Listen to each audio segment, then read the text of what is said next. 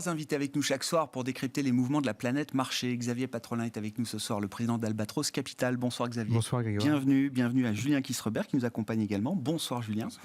Vous êtes directeur des investissements de Montségur Finance et Gilles Guibou avec nous également en plateau pour compléter ce trio. Bonsoir Gilles. Bonsoir, Ravi de vous retrouver messieurs. Vous êtes Gilles, responsable des actions européennes chez AXA IM. Auchan, Carrefour, donc nouvel épisode, nouvelle tentative. C'est ce que nous rapporte l'agence Bloomberg cet après-midi. Les discussions ne sont pas rompues, loin de là, et même Auchan est prêt à refaire une offre peut-être sur Carrefour, avec le soutien cette fois visiblement de sociétés de private equity, de fonds d'investissement. En tout cas, Auchan est en train de sonder un petit peu le marché pour voir si certaines firmes de capital investissement de private equity seraient prêtes à participer à une offre sur Carrefour. Julien, donc le rationnel de l'opération, visiblement, justifie le fait que les discussions n'aient pas été rompues et voire même relancées au moment où on se parle. Est-ce que le rationnel de l'opération est suffisant pour imaginer même un succès en termes de deal M&A entre les deux groupes? Un succès en termes de prix, si on parle bien des 21,50 € qui avaient été évoqués par le passé, je pense que ça ne fait aucun doute que les actionnaires apporteront. On se rappelle que en début 2021, les discussions avec Couche-Tard étaient sur des prix légèrement inférieurs, mais dans cet ordre de prix. Et en tout cas, Carrefour était prêt à aller de l'avant, même si le gouvernement avait bloqué ce deal pour différentes raisons. Donc d'un point de vue prix, en tout cas du côté des actionnaires, je pense qu'il n'y aura pas beaucoup de problèmes. Du côté d'Auchan, les synergies sont quand même importantes. 2 milliards d'euros de synergies étaient évoquées à l'époque. Évidemment, a besoin d'avoir une part de marché plus importante sur ce marché français. D'un côté, on a 9% avec Auchan, 19% du côté de Carrefour. Donc ça permettrait évidemment d'avoir une taille très critique sur ce marché français, un peu à l'instar de ce que peut avoir un Ahold aux Pays-Bas, ce qui lui permet d'avoir des marges évidemment beaucoup plus intéressantes, puisque centrale d'achat plus puissante, donc des meilleurs prix et donc des meilleures marges derrière. Donc voilà, ce qui achoppait évidemment, c'était le sujet, puisqu'une partie du paiement devait être faite en titre Auchan. Oui, c'est ça, c'était 70-30, exactement. L'offre dont on parlait à l'époque. Moulin, c'était contre. Auchan a même regardé, a priori, du côté des SPAC pour s'introduire en bourse et pouvoir valoriser son papier de manière plus pertinente pour les actionnaires de Carrefour. Voilà. Donc, s'il s'associe à des fonds de private equity, comme c'est évoqué dans l'article, évidemment, ça pourrait faire du sens. Et encore une fois, c'est le sens de l'histoire, cette consolidation avec une concurrence très forte. De Leclerc, d'Aldi et Lidl aussi, qui sont très agressifs sur ce marché français. Et donc quoi, toutes les planètes sont alignées, là? Toutes les cases sont en train d'être cochées? Ou il y a quand même, je sais pas, des freins inhérents à ce type d'opération? Je sais pas s'il y a un parallèle à faire avec le marché des télécoms, par exemple, mais on voit bien qu'il y a certains marchés où tout le monde nous dit la consolidation semble naturelle, et pourtant, ça n'arrive pas. Il y a toujours le sujet de l'antitrust, bien sûr, avec des parts de marché, évidemment, qui seront très importantes. On arrive sur des seuils qui, a priori, sont en tout cas gérables. Et puis, évidemment, de trouver les partenaires financiers qui soient d'accord pour participer à l'opération en y trouvant un intérêt financier, pour le coup. Bon. Votre opinion sur l'idée de ce deal qui revient là, en ce début d'année 2022, Gilles? Comme souvent, quand ce type d'idée revient sur le tapis, c'est qu'il y a du sens à faire ce type d'opération. Le sens, c'est qu'aujourd'hui, et Carrefour et Auchan font face au même problème, c'est qu'en fait aujourd'hui ils ont un problème qui s'appelle l'hypermarché en France. L'hypermarché en France est un modèle qui est en perte de vitesse. On a face à des concurrents qui principalement n'ont pas les mêmes exigences. Alors soit parce qu'ils n'ont pas les mêmes formats, mais soit, Auchan aujourd'hui n'a pas les exigences de la rentabilité, puisque la famille n'étant pas cotée, je veux dire, on pourrait imaginer qu'ils n'ont pas les mêmes contraintes que Carrefour. Mais Carrefour aujourd'hui a un problème, c'est qu'en fait, face à ses propres hypermarchés, il a des Leclerc ou des Intermarchés qui sont des indépendants et qui n'ont pas d'exigence de rentabilité à proprement dit sur les magasins, puisqu'en fait, ils peuvent se refaire sur les galeries marchandes et toucher des loyers. Donc, ils ont des logiques économiques qui peuvent être différentes. Donc, il y a un problème pour Carrefour et Auchan a un problème, c'est qu'en fait, aujourd'hui, il est sur un modèle qui est principalement l'hyper, qui est en perte de vitesse. Donc, associer les deux pour finalement donner de l'accès au centre-ville à Auchan, c'est une assez bonne idée. Et en plus, ça permettrait au passage peut-être de voir, pour pouvoir remplir les exigences des autorités de la concurrence, de devoir vendre quelques hypermarchés. Je ne suis pas sûr que ça leur fasse grand mal. Au contraire, ça pourrait venir en plus un peu plus solutionner leur oui, mais leur problème. comment on règle le problème des hypermarchés? Bon, on peut en céder quelques-uns, je suis d'accord, mais vous dites, ils ont le même problème, c'est le problème de leurs hypermarchés en France, en s'associant. Comment on règle le problème des hypermarchés? D'abord, on en vend peut-être quelques-uns. D'accord. On gagne de la taille. Ok. Et en plus de ça, on récupère éventuellement de la puissance d'achat. Donc, et ça peut remettre à flot ce modèle économique de l'hyper Non, mais pour Auchan aujourd'hui, la question c'est quoi la sortie pour Auchan? C'est qu'en fait aujourd'hui, Auchan a complètement raté, me semble-t-il, le virage du centre-ville. Il y a assez peu d'Auchan en centre-ville. Or, aujourd'hui, les évolutions des modes de consommation font qu'on va en centre-ville, ou alors quand c'est des choses un peu plus lourdes et des grosses courses, on préfère se faire livrer. Donc, on a... Par rapport à un Leclerc, vous dites, parce que Leclerc n'est pas non plus très présent dans les centres-villes. Ils sont en proximité et ils ont cette capacité à avoir des prix plus bas parce qu'ils ne sont pas cotés. D'accord. Donc, si on avait effectivement finalement un Carrefour qui sort de bourse, on pourrait avoir une gestion du nouvel ensemble un peu similaire à ce qui se fait. Alors avec les fonds, effectivement, les fonds ont des exigences de rentabilité. Mais en tout cas, on pourrait venir essayer de raccommoder deux modèles qui font aujourd'hui face à certains défis. Maintenant, comme souvent, c'est pas en prenant deux tréteaux qu'on va faire un cheval de course. D'accord. Commentaires, réactions sur l'idée de ce deal, encore une fois, Xavier? Beaucoup de choses ont été dites, donc je vais juste être complémentaire. Je fais une première observation. Il est étonnant que celui qui détient une part de marché de 9% sur le marché national, Auchan, lancerait une opération sur celui qui en détient, tu as dit 19. Ouais. Normalement, dans une réalité économique, on peut supposer que celui qui détient 19 lancerait une opération sur celui qui ne détient que 9. Parce que celui qui détient 19, il a une antériorité, il a une performance, peut-être qui est remise en cause momentanément, mais pas par Auchan, par Amazon.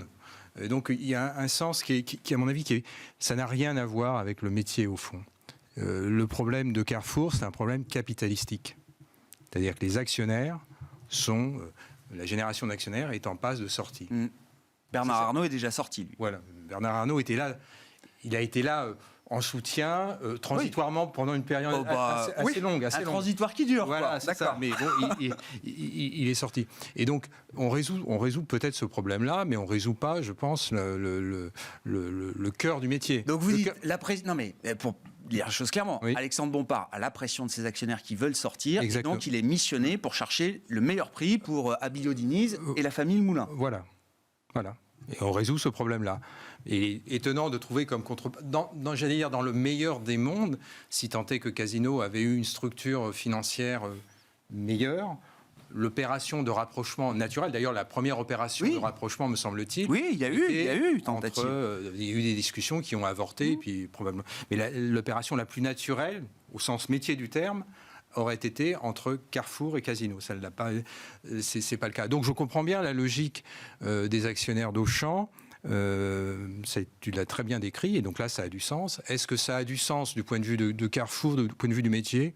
Je dirais que non, puisqu'on va assister à un dépeçage, si j'ai bien compris. Quand on prépare une opération, enfin dépeçage c'est un terme un peu péjoratif, mais quand on prépare une opération en ralliant la meute des capitaux risqueurs, c'est le contexte réglementaire, la régulation va pousser à un détricotage de l'opération. Oui, enfin, on a déjà vu le veto de Bercy, de l'État face à Couche-Tard. J'imagine que ceux qui regardent le dossier se préparent à ce genre d'intervention de l'État, de garde-fous, etc.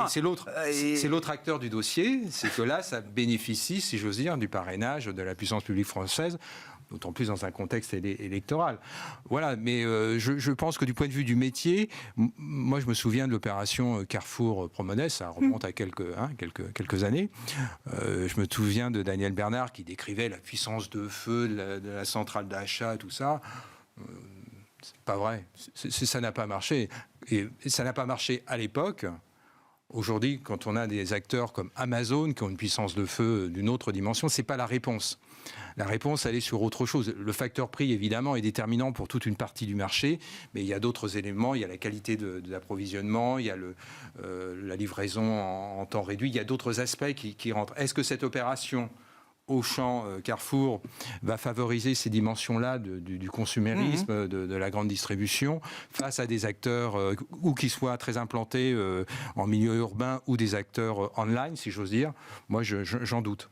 Voilà. Mais par contre, ça résout deux problèmes. Ça résout un problème capitalistique à la tête de Carrefour. Les actionnaires sortent, ils ont du cash, point barre, où ils continuent à avoir une petite participation dans le nouvel ensemble. Et la puissance publique française n'a pas d'éléments pour s'y opposer. Voilà. Ça satisfait ces deux éléments-là. Tout le reste, du point de vue métier, alors là, j'avoue que je n'ai pas préparé du tout mon... Non, c'est tombé là cet après-midi. Je suis au déboté sur tout le reste. Moi, j'aimerais bien qu'on en discute, mais je doute qu'il y ait une puissance de feu si singulière par les synergies, la puissance d'achat, les normalisations des systèmes d'information. Mais ça se discute. Là, comme ça, au débeauté, je serais plus dubitatif sur cette dimension-là. Julien, on peut refaire un petit tour de table. Et puis alors, est-ce que ce secteur de la grande distribution, du retail un peu généraliste, est-ce que c'est dead money pour toujours? Alors, là, le titre Carrefour, visiblement, enchaîne une série de séances de hausse successives de 6, 7, 8, peut-être, ce qui n'est plus arrivé depuis... Bon, ça reste en dessous des 17 euros. Hein, ça reste entre 15 et 17 euros depuis des années maintenant, le titre Carrefour. Mais est-ce que tout le secteur est logé à la même enseigne de ce point de vue-là? Vous citiez Ahold tout à l'heure, qui semble être un bon élève en la matière. Donc, Julien, Gilles, pourquoi est-ce que Ahold s'en sort mieux que d'autres? Qu'est-ce qui fait le succès boursier même d'un groupe comme Ahold par rapport à ses pairs? Ahold, c'est le Carrefour belge ou néerlandais, je ne sais pas comment on l'appelle, mais... la grosse différence avec un... Néerlandais. Néerlandais, pardon. Mais la grosse différence d'un acteur avec... c'est qu'en fait, c'est Ahold Delhaize. Oui, voilà. Et qu'en réalité, Ahold Delhaize, c'est un groupe néerlandais, mais dont la grande majorité du chiffre d'affaires est faite aux États-Unis. Voilà. Donc c'est un groupe qui est essentiellement sur le marché américain. Mais là où Amazon est ultra dominant, ils ont une concurrence sur ce marché américain. En fait, ils se sont positionnés très clairement sur le food, et uniquement là-dessus. Ils ont une offre qui est très claire. Aujourd'hui, l'offre de l'hypermarché, c'est une offre un peu fourre-tout. Donc aujourd'hui, Ahold est une offre essentiellement sur le food, et si possible sur le frais, dans certaines zones. En ayant fusionné avec Delhaize, ils ont complété leur maillage géographique, et c'est quand même relativement important aux États-Unis. Et ils ont un environnement concurrentiel aux États-Unis qui leur est un peu plus favorable, parce qu'ils n'ont pas des acteurs comme on peut avoir en Europe, que sont des Aldi Lidl qui arrivent en France, ou que sont des Leclerc qui arrivent avec des dynamiques complètement différentes. Donc, ils ont aussi un contexte qui est un tout petit peu différent. Si on regarde les autres succès dans le secteur, il n'y en a pas tant que ça. Il y en a un autre qui fonctionne bien en Europe, c'est Dia. C'est Jerónimo Martins. Jerónimo Martins, qui est le portugais, qui s'est très fortement développé en Pologne. Et qui, là aussi, fort d'une très importante puissance locale, une très forte part de marché local, parce que c'est la part de marché local qui fait la rentabilité. Voilà. Plus que la centrale d'achat. Ils ont réussi à se développer. Ce qui manque à Carrefour, peut-être, c'est... On parle souvent de ces 19% de part de marché, mais en fait, c'est ce qu'il faut regarder. C'est ce type de business où en fait, il faut regarder la part de marché locale, quasiment ville par ville. Ouais, et ça, effectivement, aujourd'hui, c'est sans doute pas suffisant, le 19%. Et à Ahold, le cours de bourse est au plus haut, vous disiez? Aujourd'hui, sur Ahold, on est proche des 30 euros, on est proche des plus hauts. Bon. On va suivre ça. Intéressant quand même. On verra si le deal peut aboutir. En tout cas, ce serait effectivement un des événements de ce début d'année 2022. Je ne sais pas, est-ce qu'il faut d'ailleurs réfléchir aussi à l'avenir d'Alexandre Bompard à un moment ou pas, Julien, puisqu'on est dans le M&A fiction d'une certaine manière. Bon, tout le monde sait qu'il est cité comme successeur potentiel de Stéphane Richard chez Orange. Voilà, est-ce que c'est aussi pour lui une porte de sortie de céder Carrefour avant d'aller succéder à Stéphane Richard? Oui, on sait qu'il était rentré sur un cours de bourse un petit peu plus élevé que ceux sur lesquels on était ces dernières semaines, donc ça lui permettrait de sortir la tête haute. Je voulais juste rajouter aussi sur ce secteur juste une chose, c'est on a vu aussi les acteurs anglais bien performer sur des logiques de M&A. Notamment. Donc on voit en tout cas que les fonds de private equity commencent à regarder les secteurs finalement que le marché n'aime plus, Télécom Italia, Donc c'est un autre secteur, parce qu'on parle d'Orange, secteur télécom aussi, qui fait plus rêver personne, qui a des niveaux de valorisation extrêmement bas. On nous dit que ça pourrait être un des secteurs explosifs en termes de M&A en Europe, peut-être au cours de l'année 2022. Il y a des sujets politiques encore plus forts que sur la grande distribution, je pense. Mais bon, voilà, il y a des enjeux de souveraineté quand même nationale qui sont importants, mais on verra. D'ailleurs, Telecom Italia cherche à céder certains actifs pour se défendre de cette OPA. Donc, puis bon, ils ont aussi Vivendi au capital. Enfin bon, c'est une situation qui est assez complexe. Donc oui, effectivement, l'option d'aller chez Orange, pourquoi pas. Question chez Orange, c'est comment faire des arbitrages d'actifs sur cette structure. Donc on a beaucoup parlé de la cybersécurité, de la partie cloud qui a une valorisation intéressante, mais après derrière on fait quoi ? Il n'y a pas beaucoup de leviers, c'est très difficile de restructurer cette société puisque les relations avec les syndicats sont quand même assez clés. On a un gouvernement qui bloquera certainement toute opération capitalistique d'envergure. Donc voilà. Mais bon, en tout cas, il a en tout cas donc il à cœur. Lui ou un autre arriverait déjà avec des contraintes quand même très très fortes sur la stratégie. Si on compare avec Fnac Darty où il avait quand même une certaine liberté, Carrefour il en avait encore un peu moins. Là, chez Orange, on rentre dans un domaine qui est encore un peu plus complexe. Mais en tout cas, il s'est spécialisé sur les dossiers compliqués. Donc bravo à lui. Bon, on suivra l'avenir d'Alexandre Bompard. Je sais pas, ça mérite un commentaire ou pas, Olivier ? On est dans la spéculation, mais bon, ça fait parler. Je m'en fais pas pour lui, parce qu'il partirait effectivement sur un cours de bourse plus élevé. J'ai aucun doute qu'il sera effectivement capable de... Non, mais dans les télécoms, je sais pas, au regard du manager qu'il a été dans le secteur de la distribution spécialisée, généraliste, je sais pas, est-ce que les médias aussi, n'oublions pas... Quand on regarde les recettes qui ont été appliquées, que ce soit chez Fnac Darty et chez Carrefour, c'est passé au tout début essentiellement par une très forte gestion du cash. Est-ce que c'est des méthodes aujourd'hui qu'on peut appliquer dans les télécoms où globalement on est payé tous les mois par la facture et on n'a pas ces problèmes de... C'est pas le problème de la génération de cash, oui. Je ne suis pas sûr qu'ils puissent appliquer exactement les mêmes méthodes. Aujourd'hui, le problème des télécoms, il est tout autre, c'est comment faire payer un investissement dont la valeur a été complètement extournée par des acteurs américains qui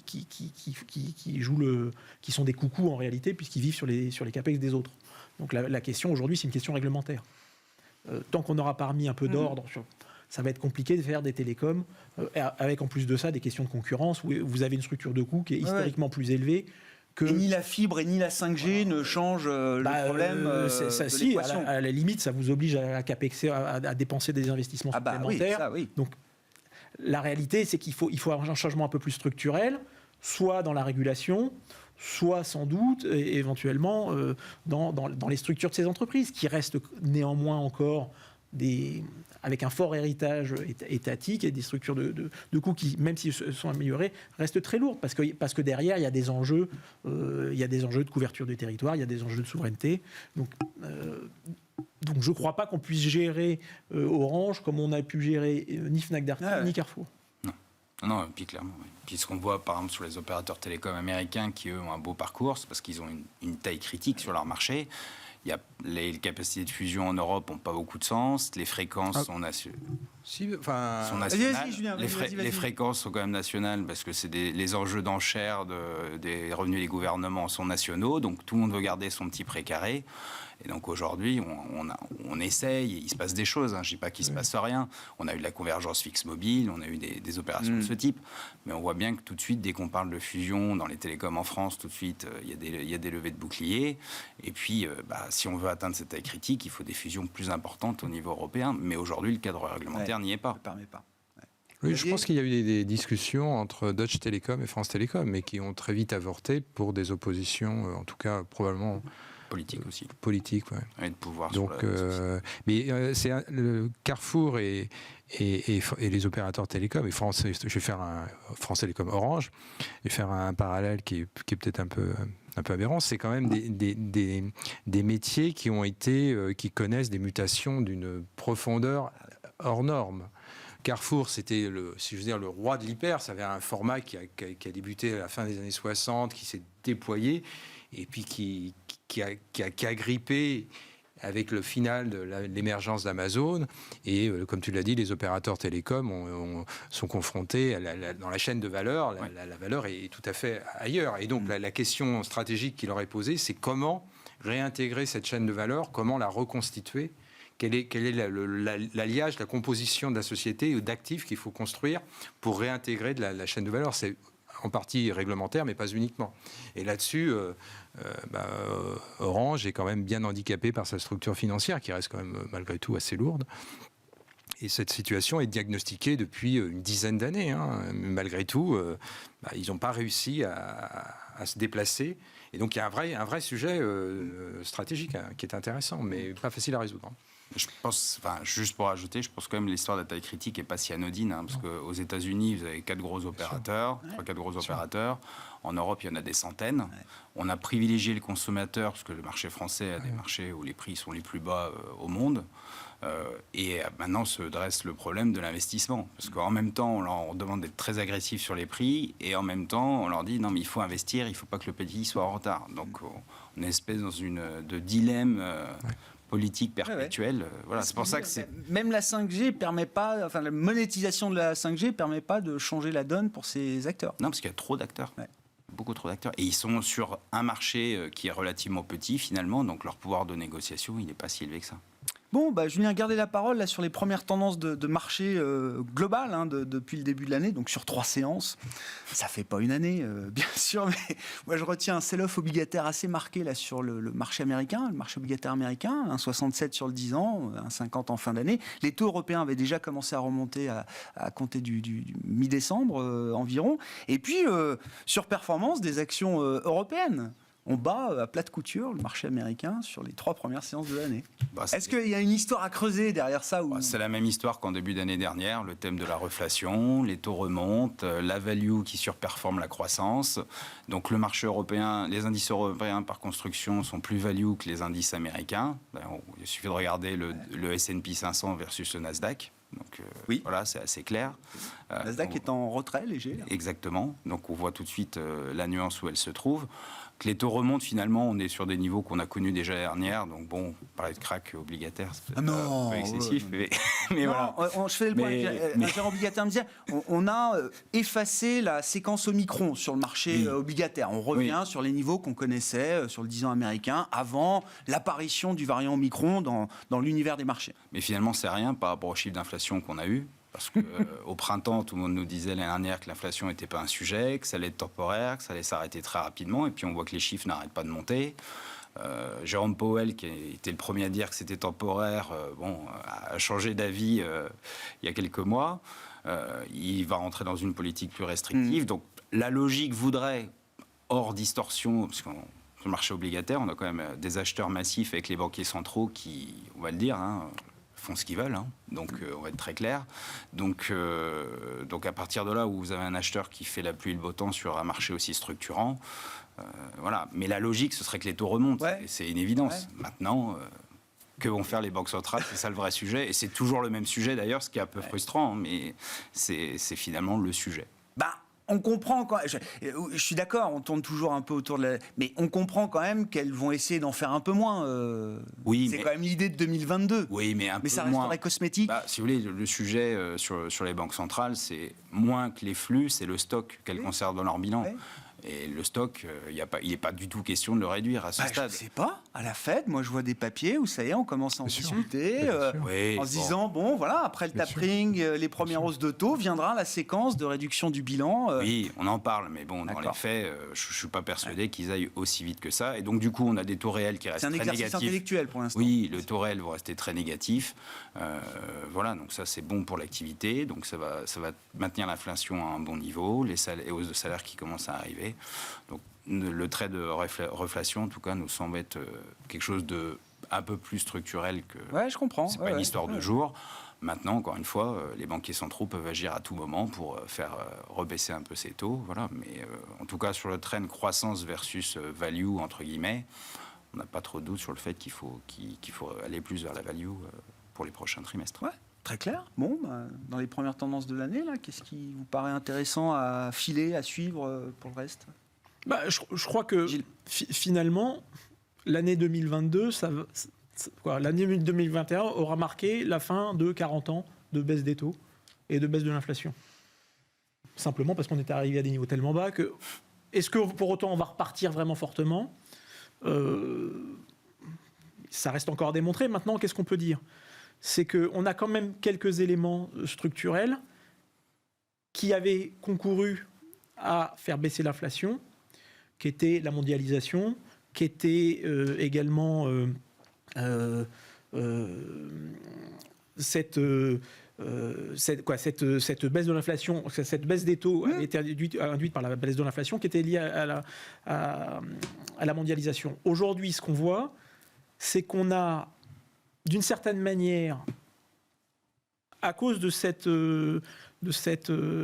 confrontation US-États-Unis, des volontés, des velléités de démondialisation, d'une certaine manière, avec une certaine limite, qu'on a un petit retour de l'inflation qui va être alimenté également par la transition énergétique, quand même très coûteuse. Et donc, on risque d'avoir un renversement. Ce renversement, ça peut conduire effectivement à des politiques monétaires qui vont se faire un petit peu moins accommodantes, un peu plus restrictives graduellement. Et donc ça, effectivement, on devrait aller vers une hausse des taux. On ne s'attend pas à une envolée, mais néanmoins un peu de hausse des taux. Ça veut dire qu'effectivement, il va sans doute falloir repricer les flux. C'est-à-dire que là où on avait donné beaucoup de valeur aux profits futurs de manière sans doute excessive, ceux-là vont se retrouver dévalorisés par la remontée des taux et on va redonner de la valeur aux résultats présents. Et donc, effectivement, ça va justifier cet arbitrage croissance-value. Maintenant, est-ce que pour autant, il faut jeter la croissance à la poubelle ? Je ne crois pas, parce que quand on regarde quel est le premier moteur de performance boursière sur la durée, c'est la croissance des chiffres d'affaires et des marges. Donc ça veut dire que, oui, il y a sans doute un effet de pincement ponctuel pour repricer ce qui est sans doute un peu trop cher, mais que structurellement, quand vous êtes actionnaire... Une baisse des valeurs de croissance pour des questions mécaniques de repricing des flux, comme vous dites, Gilles... Ça peut être une occasion de surpositionner. Alors à chaque fois, il faut faire du cas par cas. Oui, mais dans l'idée, ça ne veut pas dire que pour autant, dans la value, il n'y a pas aussi des choses intéressantes, mais que je ne jetterai pas la croissance à la poubelle. Et vous nous posiez la question de savoir quels sont les pièges à éviter pour 2022. À mon sens, c'est exactement ça. Pas être binaire. C'est pas être binaire, c'est pas tout l'un ou tout l'autre. Et je pense qu'effectivement, une approche, mais ce qu'on apprend quand on commence à gérer un portefeuille, de diversification du risque, en étant dire, oui, dans la croissance, il y a encore des choses qui peuvent être intéressantes, mais il faut faire attention aux valorisations. Et de la même façon, dans la valorisation, c'est pas parce que c'est pas cher que c'est bien, parce que quand c'est pas cher, c'est que souvent, il y a un modèle économique qui est cassé, et ça peut durer très longtemps. On l'a vu avec BlackBerry, c'est pas cher, ça peut être encore moins cher. Donc voilà. Donc il faut être à chaque fois sélectif. C'est aujourd'hui que BlackBerry a éteint tous ses derniers téléphones, c'est ça ? J'ai vu ça. J'ai entendu ça, oui. J'ai vu ça, voilà. Tous ceux qui fonctionnaient encore. Avant 2015, je crois, la génération... tout a été éteint, aujourd'hui, le système BlackBerry. Vos commentaires sur ce début d'année, sur les marchés, Xavier, et puis je sais que vous êtes toujours attentif au développement de la pandémie. Alors, je le disais, on en parlait tout à l'heure, voilà, les marchés obligataires, le marché du pétrole ont effacé la séquence Omicron qui a été... initié autour du 25-26 novembre sur les marchés. Est-ce que c'est le bon raisonnement ? Enfin, est-ce que les marchés... Pour le coup, les marchés ont quand même plutôt bien géré. Je trouve à chaque fois les vagues ont plutôt bien vu quand même comment il fallait en sortir. Est-ce que c'est encore le cas cette fois ? Et est-ce qu'on peut même aller jusqu'à extrapoler l'idée que la pandémie telle qu'on l'a connue depuis 2020 est en train de se terminer en ce début d'année 2022 ? J'aurais du mal à valider ce point. Je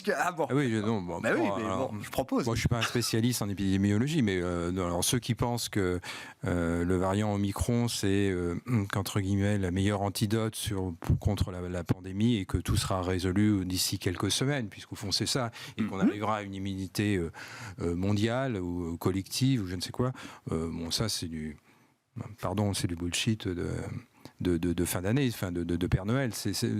Alors, revenons-en à l'essentiel. Le problème de Micron, c'est qu'effectivement, c'est un virus qui est très contagieux et qui est très peu létal. Donc le marché a eu peur dans un premier temps parce qu'on avait beaucoup d'inconnus, on découvrait tout ce truc, et puis au fur et à mesure, à partir du 20 décembre, on a commencé à avoir les premières études épidémiologiques qui disaient il est très contagieux, mais il semble moins létal. Et, soulagement, et bing, ça repart comme en 40. Moi, je pense qu'on peut avoir un effet qui se coule. C'est un virus qui est quand même... Le fait qu'il soit très contagieux fait qu'il a un mode de diffusion qui est très différent des précédentes vagues. Donc, évidemment, si on compare par rapport aux précédentes vagues, on avait un R0 qui montait, mais avec un niveau de létalité qui était à peu près identique. Donc, on avait des phénomènes de saturation. Là, on est sur quelque chose de très différent. Moi, je suis désolé, je suis dans la dissonance. C'est-à-dire, quand j'entends les gens de marché, le problème, c'est résolu. Et quand j'ouvre ma radio, quand j'écoute les retours des gens, ils nous disent, on est sur le point de s'écrouler. Donc, il faut continuer, il faut écouter les deux voix. Le marché, il a tendance à être blue sky scénario en permanence parce qu'en plus, il est alimenté par les banques centrales. Donc, ça valide son truc. Moi, j'entends plutôt des choses où c'est quelque chose où on pourra faire un diagnostic d'ici quelques semaines. Oui. Enfin, donc, les excès médiatiques existent aussi. Je dis les excès médiatiques, la caisse des résonances médiatiques apporte aussi son lot d'excès. Vous savez aussi bien que moi. Quand c'est des gens qui travaillent dans les services de réanimation, qui travaillent dans ces structures hospitalières, bien sûr, probablement qu'ils ne sont pas exempts de commentaires sur. Mais bon, ils sont sur le terrain, ils sont sur le front, donc j'ai tendance à les écouter. Quand on a les niveaux de contamination auxquels on est actuellement, c'est-à-dire 300 000 contaminations quotidiennes, ça veut dire globalement, il y a un Français sur 6 qui est cas contact. Ça veut dire qu'actuellement, au moment où on parle, il y a probablement pas loin de 6 à 7 millions de Français qui sont cas contact. Donc ça commence à faire. Donc à un moment, je ne veux pas dire que c'est une catastrophe économique, mais à un moment, ça va gripper sur l'activité économique. Mais bon, ça, c'est un problème secondaire. Moi, je regarde le cas chinois. Et je me dis, il n'y a pas de raison que l'Omicron n'arrive pas en Chine. Or, la stratégie des autorités sanitaires chinoises, elle est très simple, c'est dès qu'il y a un cas, on ferme. On ferme, donc il y a eu hier une annonce, il y a une ville où il y avait 1 million, 2 millions de personnes, il y a eu 3 cas, boum, ils ont tout fermé et ils testent à tout va. Ça, je me dis que ça va avoir quelques petites secousses dans la chaîne de valeur. Normal. Donc ça va réintroduire de la dimension reflationniste sur les intrants. Donc ça va jouer sur les marges. Donc ça va perturber les marges bénéficiaires. Je ne vais pas dire que ça va perturber les annonces des marges bénéficiaires du Q4 de 2021, mais ça va jouer sur 2022. Et au même moment, les banques centrales sont rentrées dans une normalisation. De toute façon, c'est les discours aussi bien de la Fed et de la BCE. De toute façon, Omicron n'est pas intégré. C'est-à-dire que ils sont au-delà. Ils regardent à travers. Voilà. Oui. D'accord. Donc le marché valide quelque chose qui me semble pernicieux. D'une certaine façon, la Fédérale Réserve est en retard et doit accélérer. Omicron, pas Omicron. Et la BCE va le faire pour ne pas être en retard justement sur sa normalisation. Et donc on voit bien qu'il y a des facteurs, comment dirais-je, de freinage qui sont en train de se mettre en place sur l'activité économique.